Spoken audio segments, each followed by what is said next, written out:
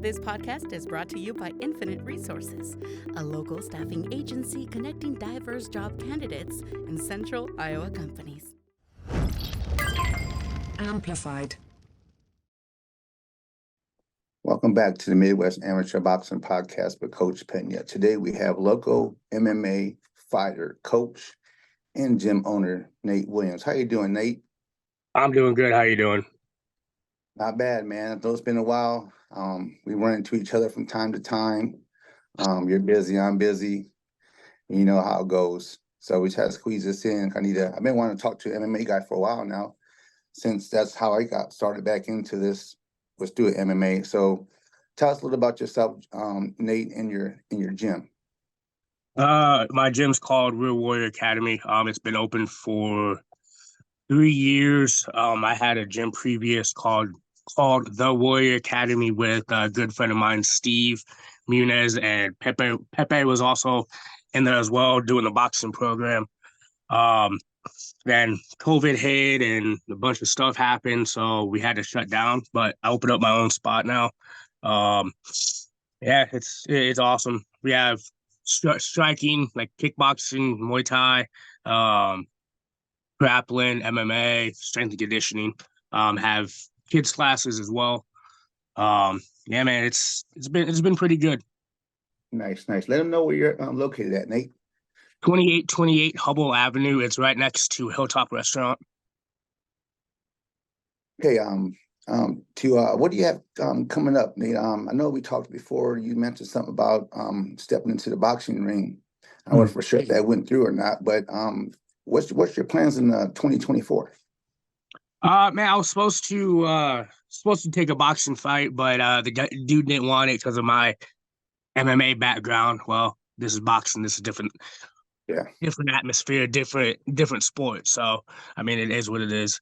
But no, I'm fighting January 20th, MMA fight, back in my hometown in Waterloo, for Man-Made Promotions.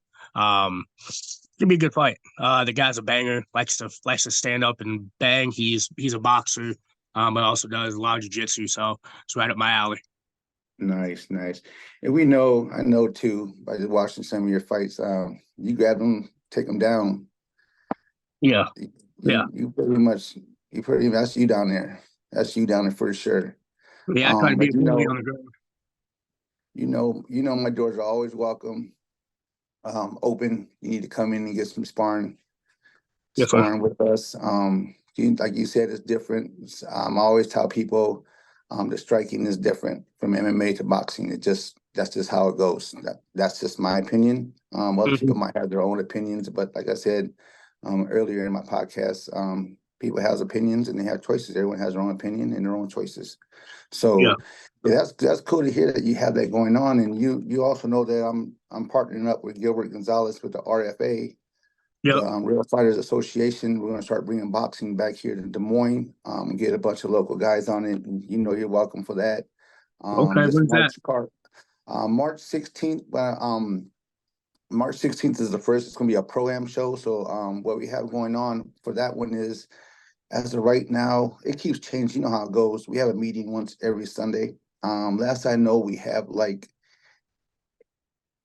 it just changed over the last 2 weeks. So we didn't have a meeting last Sunday. But I think we have about 7 pro fights and probably about 7 amateur fights.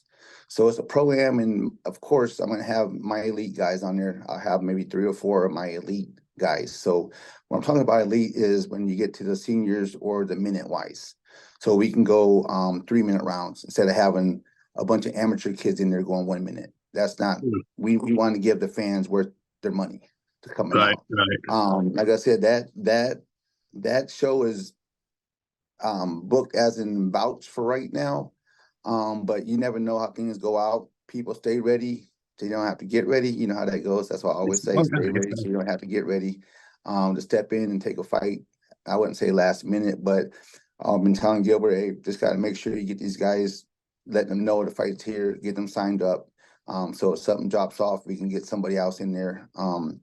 We're just trying to right now build our fighters resume as in who all wants to get on the card and stuff like that. So you're always welcome under that. if you ever want to, 'cause I know you want to, because you talked about the one that's supposed to be in Minnesota, correct? That's the one Yeah, you're yeah. talking about. I want to at least do 1 or 2 boxing fights. I think that'd be pretty cool. Yeah, yeah. Most, I've done yeah, every other martial art. I've done jiu-jitsu matches. I've done Muay Thai, kickboxing matches, yeah, MMA, yeah. wrestling. Might as well. I think the last thing I need to cross off my list is a boxing match. And that's funny you said that, because that's what Corey Simpson's doing. So Corey Yeah, Simpson is on his card too, and he said that's his bucket list to get on that a boxing one. So I think well, I'm thinking, I know he's going to be part of this show. And yeah, the opponent, I'm not going to reveal his opponent yet, but it should be a good fight. It should be a good yeah, fight. And I'm looking forward to yeah. I that. love that. I like when Corey comes in and spars. It's a good time. But I like Corey. He's a banger. He'll be a good fight. yeah, like I said, other than that, when it's funny, because when I first got started back into MMA, I mean, I started into boxing, was through MMA at First Sally's. I bounced around a couple of different gyms before I just said, I need to go back to the boxing, because that's just where I'm at. That's just me. Mhm. What do you think is the difference that you've seen between boxing and MMA? Angles. Angles are different. A lot of boxing that you kind of stay close in, a little bit closer in, and MMA you have to stand out because of the kicks, throwing the knees. Yeah, just a lot of the angles. Angles are so different from boxing to MMA. Because you think you're out of range, boom, here comes a kick right up to the face. So I think that's one of the biggest things is angles. And goes, would you say movements is big too? Yes, movements and That's how I angles say. are Your two of defense, the biggest things. that's why I tell people all the time. So your defense is through your movement. If you don't Mhm. move, you can get, like MMA, you're gonna get kicked, you're gonna get grabbed, you're gonna get taken down. In boxing, that's the main part. You move to angles. If once you're moving, you're off the line. You're not gonna get hit as much. It's the Right. ones that like to sit on the line and think they're Mr. Tough Guy, the ones that make their fights harder than they should be in Yeah, boxing. That's just my definitely. opinion. Because I've seen some that do that. I've seen some that move very well. I see some that do both. You have to pick and choose your times to stay in the line. We both know Right, that. definitely. Like for you guys, I'm sure if you for wrestlers or jiu-jitsu guys, you pretty much want to do some kind of movement to get to taking them down. And Hmm. that's the same thing for the boxers trying to get to the inside. You got to make that move to get to the inside. But as a boxer, you don't got to worry about getting taken down. Yeah, Like you like do in in MMA. MMA, in wrestling, we always tell them snap in the head. You gotta get that move them, get that angle, get them stepping one way. So you get them stepping one way, boom, you go back the other way. We call it like the misdirection. Yeah, Um, pretty much so yeah, putting them I mean, off angle. I Yeah, completely pretty understand much. what you're saying. Yeah, pretty much putting them off base so you can get an easier Yeah, takedown. That's what I'm trying to tell these guys about how base is very important in striking your power. I mean, from boxing, your power comes from your legs. yep, That's how you power. A lot of people just think it's swinging. No, you can throw a good punch and have a good base. That's where your power comes from. Like you just said, how you wing them around to get to them. That's like the same thing how we do for body shots. I always say you hit them with the high jab, blind them eyes to get to the body. You can step right in, but you got to be moving your head off the line. You can't just come in. You got to move like you do wrestlers too. You got to move over to grab them. You can't just come right. straight in like this. So it's kind of the same at the end of the day, but yeah, you're different things to it. I've seen like I said, I've watched your fights before. You don't care.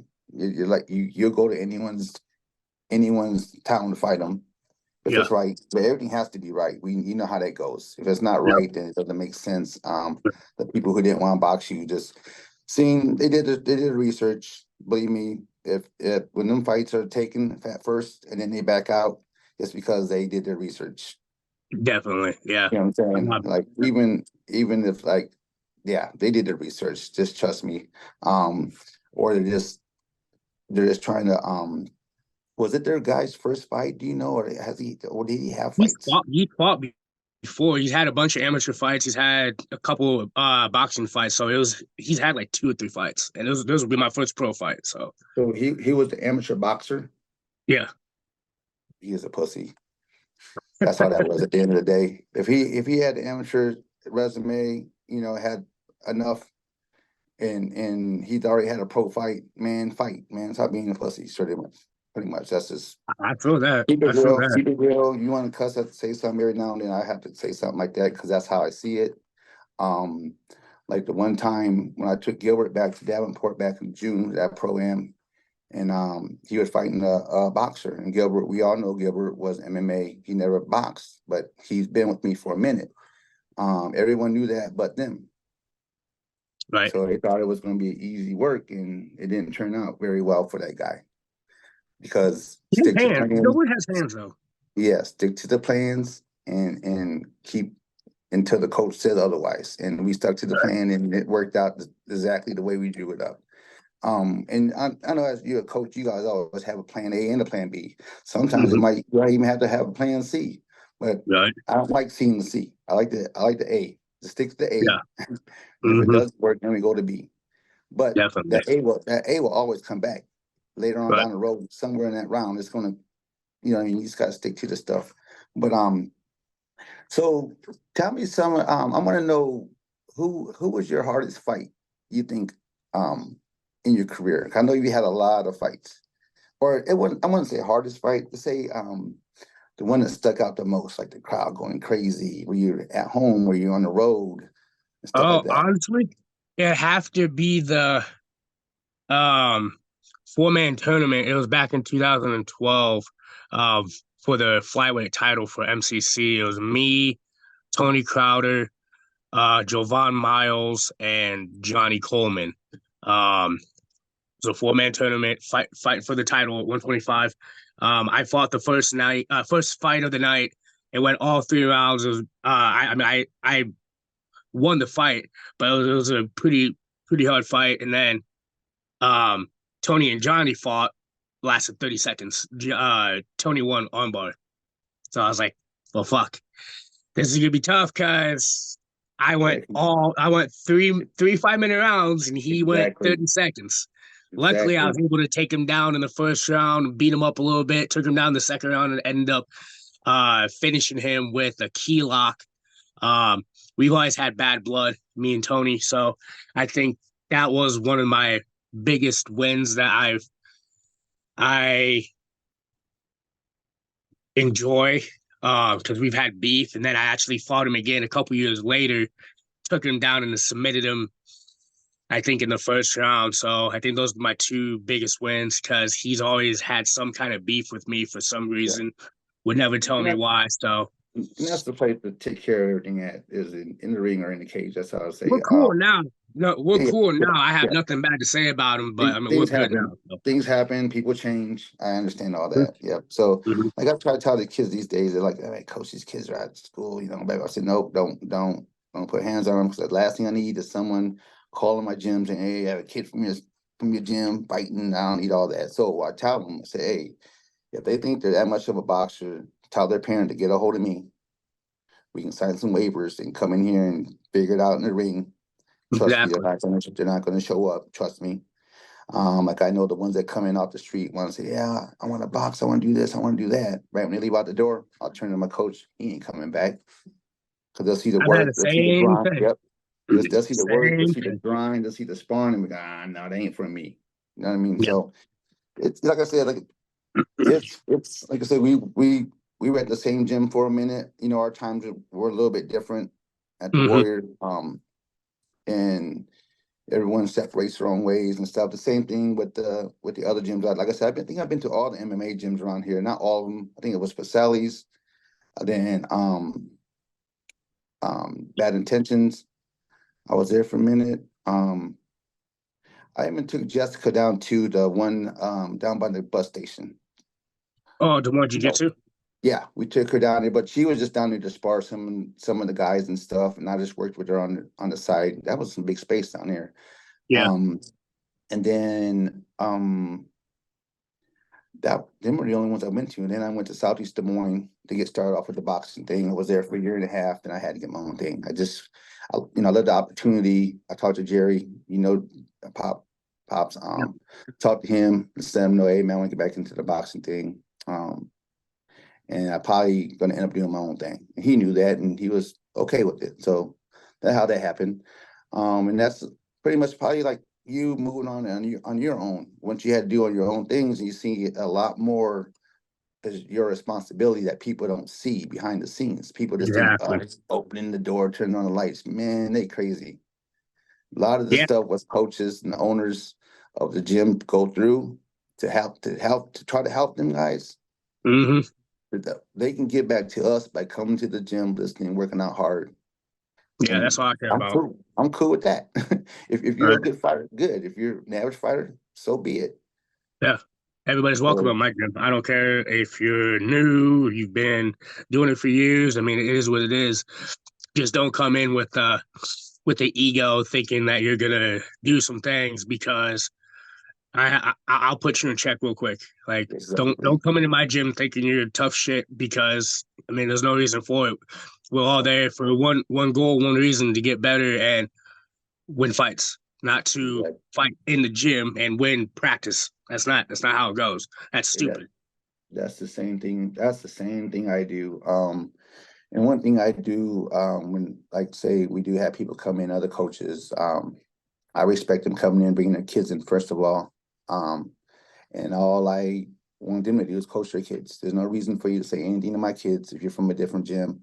I would never go into a gym and try to tell a kid as he's sparring how he's supposed to be doing how he's supposed to be boxing when a coach is sitting there watching him. I had that Yeah. happen back in 2017. I had an old school guy come in and to bring one of his boxers in, and he walks up to the ring and starts yelling stuff at my boxer while one of my coaches was there. So I heard a little bit of a back and forth. I'm like, what the hell's going on? So I was over here working with someone else. I walked over, like, what the hell's going on? And then they told me what's going on. I said, no, man, we don't do that shit in here, man. I said, we don't do that shit. You worry about your own your own goddamn boxers. None. My coach will worry about our boxer. And the guy was like, oh, man, we're from the same club, man. I grew up in your grandfather's gym back in the, I don't give a fuck. You Right. don't disrespect someone's gym by coming in and trying to tell someone you don't even know what we've been working on. That's like me Exactly. coming to your gym trying to tell someone how to freaking do jujitsu, and I don't know nothing about it. I Right. I understand. feel I that. understand. I understand. This guy knew about boxing, but he don't know what we've been working on. So Everybody has different styles. that's it. That's all it's about. Going in there and just respecting what's going on. At the end of the day, getting your athletes to respect the gym, because they got to remember when they're outside that gym, they're representing you. Exactly. And that's They're why I tell my guys representing all the you. time. Like, Yes. especially when you have one of our shirts on. You have one of my shirts on and you're out acting a fool. It's like, There you go. you're not only are you making yourself look like a jackass, you're making my gym look like shit because you want to act a Exactly. fool. So Exactly. I completely understand what you're saying, man. I tell you, Completely understand. that's the same stuff I said. I said, you outside this gym, you got our logo on. You're representing me. So don't be out there acting silly. I don't want to get no phone calls. I don't want people walking into the gym asking questions about me and fighters and stuff like that. I don't got time for all that. Nah, So, neither do I. but other than that one, so do you have any new guys, up and coming guys coming up? Like I have some guys who, do very well, but they're not new.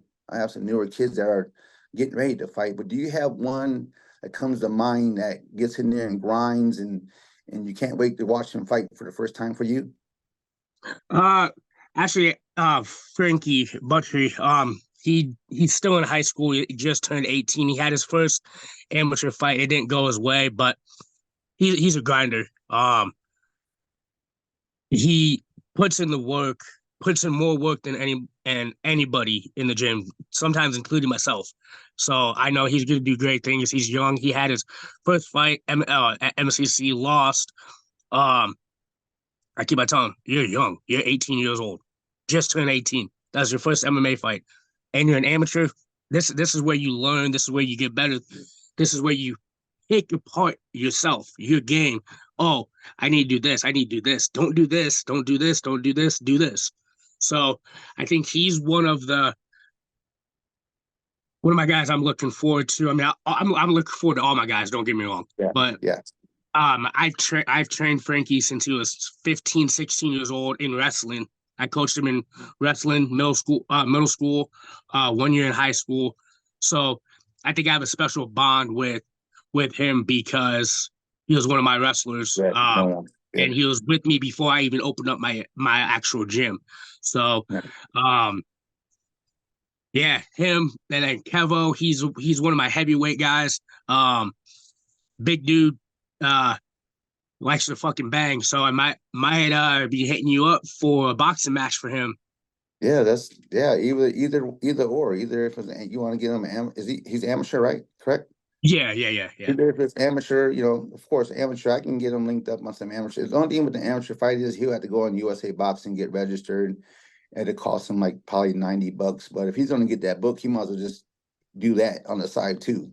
That's gonna Right. help him out in the long run. You know how that goes. You don't want to just do it one Exactly. time and then waste that $90 because I'm sure there's guys out there he can fight in the amateur division for sure. Just to Yeah. get him that experience of standing up and all that stuff you need them to do.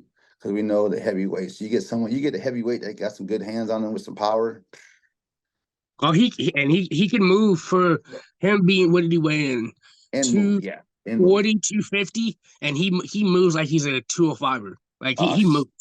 Yeah. You don't want to He's get a mover. them heavyweights with bricks at their feet and just don't move anywhere. You know what I mean? The ones that can move, them are the ones that end up doing the best. Yeah. And probably in MMA too, I see that. I watch my share of MMA, UFC fights, and it seems like the ones that actually can move are the ones that usually do a good job. And the ones that sit there and bang, they either get clipped or they clip the other guy. Exactly. Like, I don't know. Do you know Rakim? Yeah. Cleveland? Yep. Same thing. He moves. He likes to pop, move. That's been my guy. I think 18 years. 18 years. He's one of those other guys that likes to move, pop, and move. Yeah, that's funny you bring his name up because he'll be fighting on that RFA card as well for his first boxing match. Wait, hell what? Yeah. We're bringing him up. Oh, in March? Yes, sir. March 16th, baby. Motherfucker didn't even tell me. I just talked to him too. Hey, this card is going. I'm saying it because I'm promoting already. So this card is going to be. It's the card, dude. Trust me. If anything that I've got involved with, it's going to be worth shit. See what I'm saying? Is it just boxing, or you do kickboxing too? It's just boxing. So okay. it's going to be a lot of their guys' debuts. We have more local guys on here that's going to be on as well. I just got to make sure which ones all signed their contract before I say their name, but I know damn well Rakim is on it. We've been talking with him a lot. I just talked to him too. He didn't say shit to me, motherfucker, bro. Well, maybe he's focusing on his fight in January, his MMA fight, maybe. Because I could see him, he's been posting that up. Maybe after that he'll start letting people know. But cats out the bag, that's between us. But I'm sure when people start listening to the podcast, they'll be like, "Damn, he's fight." It's just, it's just advertising. I'm sure he's cool with that too because he'll be selling tickets as well and all that stuff. So yeah, I'm looking forward to him because when we started talking about that, and that was one of the first things that popped in my head. I said, "Damn, I wonder if Rakim will fight him." Because I've seen him. He used to fight MMA. Boy, he's local too. He had all kinds of people. So that's the kind of people we need. We need people like that. And he can fight. He's not even from here, and he has so many fans here in Iowa. Yeah, I said I said, yeah, he's an MMA guy, but he can strike. I see that. Bang, I can see. So yeah, that's gonna be a good one. And like I said, we have some like Corey Simpson's on the card. We have some other local ones. We'll keep that all under wraps because I'm not even sure if them guys are under contract yet, to sign the contract for it yet. But I know for sure that them two are big ones. Like I said, along with my group of my good kids, they're going to be fighting. The amateur card alone is going to be off the chain. So I'm really looking forward to that one. I'm also going to have my own amateur fight coming up in middle of February. So there's a lot of boxing going to be coming to Des Moines. Oh, for you're sure. fighting? No, my amateur kids, my show. Oh, I was about to say, oh shit, Pepe getting back in there? Not me. They want me to do the Masters, man, but man, I think I end up hurting myself. I'll end up hurting a shoulder or a back or something, trying to hurt somebody. Hey man, I feel that, man. I'm getting too old for this. I'll stick to just training people, man. I just smack them around when they drop their hands. I feel that. I'm getting to that point, man. Yeah, but I know. I talked to Gilbert about that. I said, "Hey man, let's do boxing first, man. And after that, man, sky's the limit, man. You can do kickboxing, you can do MMA. You just gotta get the cage, just because." Got MMA guys around here that always want to compete. At Yeah. the end of the day, people are like, well, they're trying. No, we're not trying. We're just trying to give more platforms for people to fight on. It's not Yeah. because we see this guy doing this guy doing that. It's not about that. It's about because, say for instance, and you know very well, Nate. So they have a card for MCC or a local guy. How many fighters get left out from fighting? Why not have another show next month but a different organization? Yeah. No, The I kids feel get that. to I keep feel that. fighting, and like I said, some people try to. I'm not sure, not MMA wise, but some people try to get like newer guys to sign to them, and they only can fight for them. No, man, we're not trying to do that. We Yeah. we want to, as long as your manager, if you have a manager and your coach, all you guys know, we're open for anybody. We're not trying to keep anyone on a contract. That's not how it goes, because you get stuck on a contract, you fighting once every 5-6 months. You know Yeah. what I mean? We're trying to do something every 3 to 4 months. And if Especially it's if the you're same, amateur, you shouldn't be signing contracts anyway. yeah. So Well, I I said guess for that's one. MMA, you should, if you're an amateur, you shouldn't be signing a No, multi-fight contract or I'm talking about I'm the only going to boxing fight for wise. this Yeah, I'm talking about promotion. for boxers Okay, going pro. Yeah, they you do get that? some that do that. Oh yeah, yeah. What? That's crazy. Yeah. So I told Gilbert, no, we ain't doing that, man.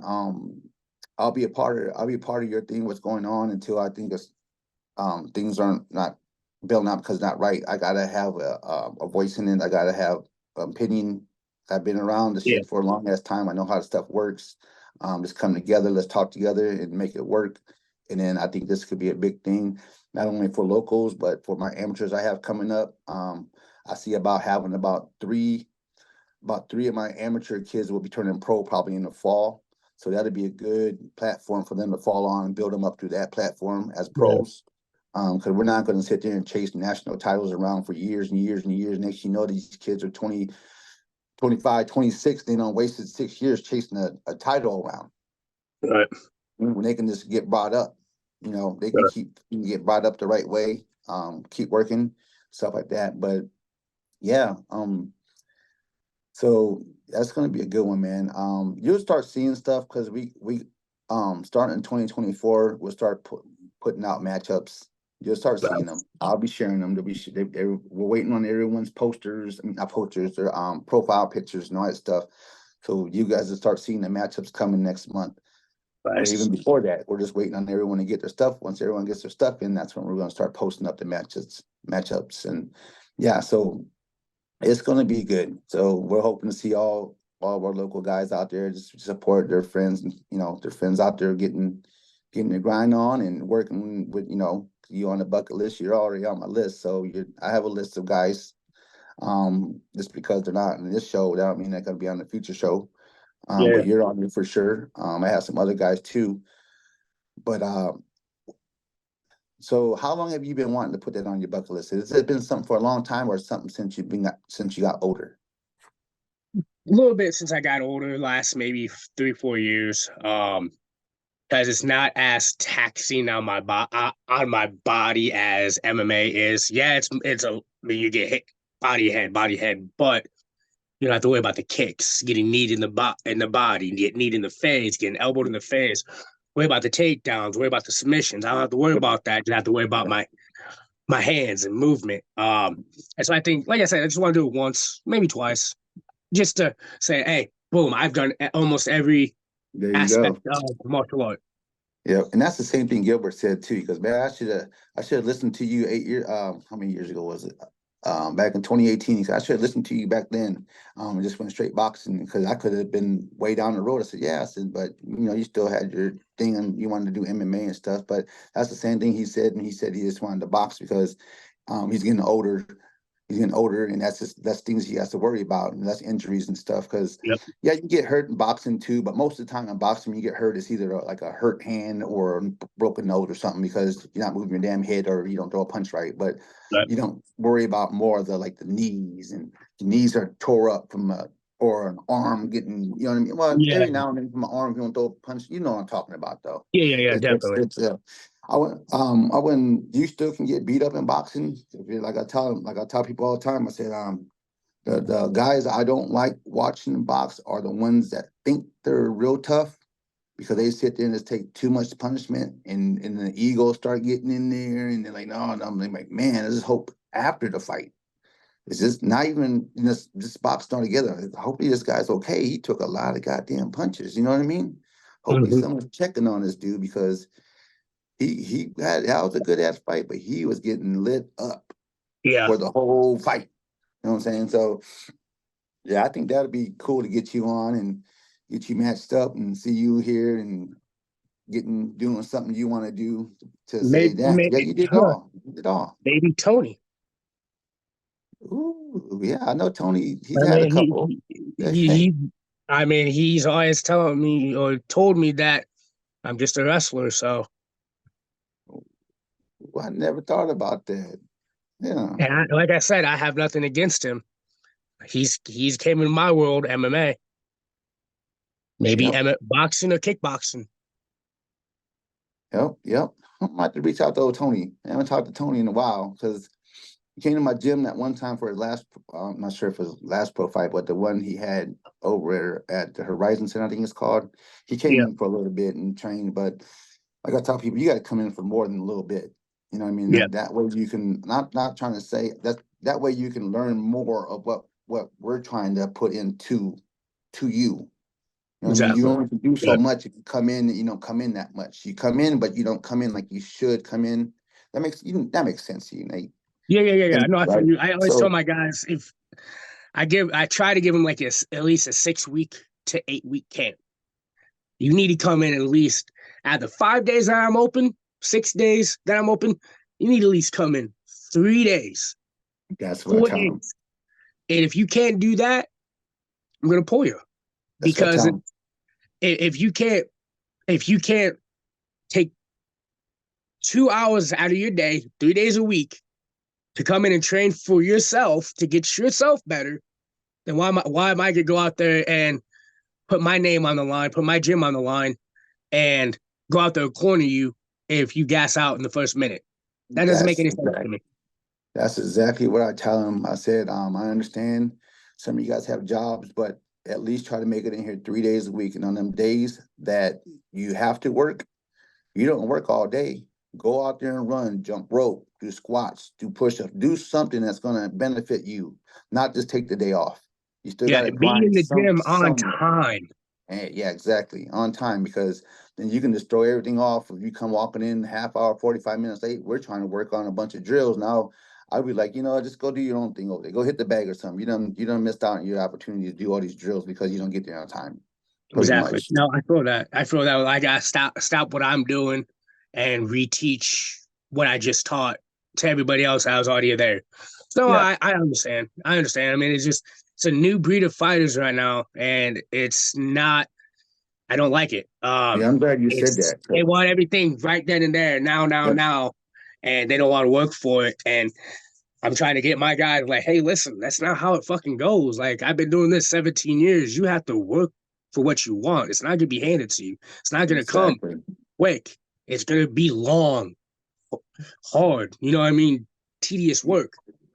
Yeah, that's what I was talking about. My the first half of the podcast was talking about how teaching these new kids how to box is like teaching them school, because they don't know how to grind like we did back in the days. It's just totally different. And I finally put my mind around it. I'm like, yeah, I guess I got to start teaching like a school, because the other way was working, but I can see the little difference because the kids are understanding a little bit better if I do it like at school.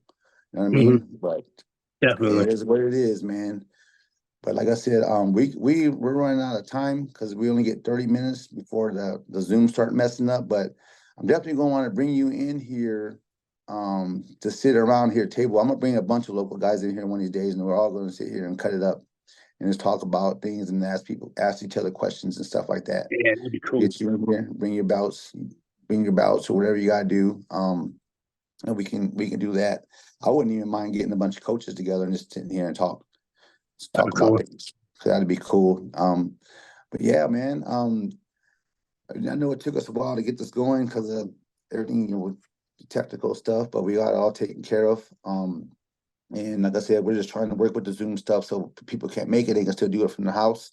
But I like it when they're in here. You can feel the vibe a lot more when people are around the Yeah. table talking. It's like chopping it up. Like, yeah, you know what I mean. You can Yeah, look at each next other time more. I'm gonna definitely have to make it in because I think it'll be a lot more, physical and a lot more, get that vibe in there. Exactly.